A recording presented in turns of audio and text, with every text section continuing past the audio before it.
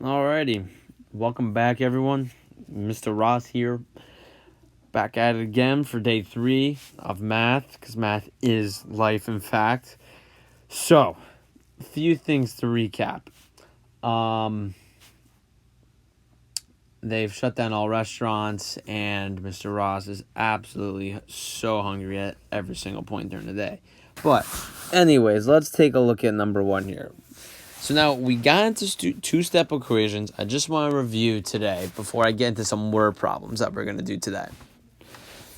So when looking at these problems, first just know that the problems I give you, the same steps apply to all the other problems. So let's look at number 1. I have 10x minus 4 equals 26. Bada bing, bada boom. I want to solve for x. But in order to do that, I need to get x all by itself. So let's see. Step 1. In order to get x by itself, I need to get rid of this negative 4. So something you're going to ask yourself, how am I going to get rid of the negative 4? But, as we've been learning, what is the opposite of a negative 4? That would be a positive 4. So in that case, we are going to add 4 to both sides. Because whatever you do to one side of the equal sign, you must do to the other side.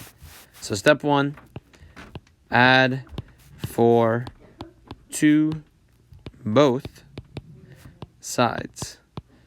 And I'll put an exclamation point there too. So let's take a look at our next step now. Step 2. All right, added 4 to both sides. Negative 4 plus 4, that cancels.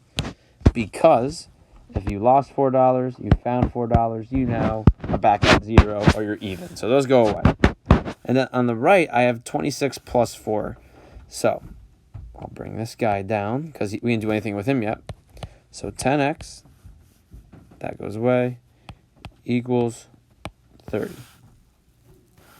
Now, step 2, I'll just put simplify. Because that's all we did. We simplified the left side right here and the right side. So now on to step 3. I need to still get x by itself. And this is multiplication going on here. So, since 10 is being multiplied by x, I need to undo that. And to undo multiplication, I always divide. So I'm going to divide by 10. Because I want to get x by himself. So step 3. Divide by 10. 10s will cancel. I'm just left with x all by himself now. So x will equal 30 divided by 10 is 3. So x is going to equal 3. Not too bad. Alrighty. Now let's take a look at our next example. So now, if you're going to see here, I have an 8x plus 4 now. So the only thing difference going on here is there's a plus 4. Versus, in the other problem, as I scroll back, you'll see I have a minus 4. So, let's take a look at this one again. Remember, the goal is to get x by itself. So, shall we begin? I think we shall. Let's get x by itself here. But in order to do that, I need to get rid of this plus 4. So, step 1 is going to be subtract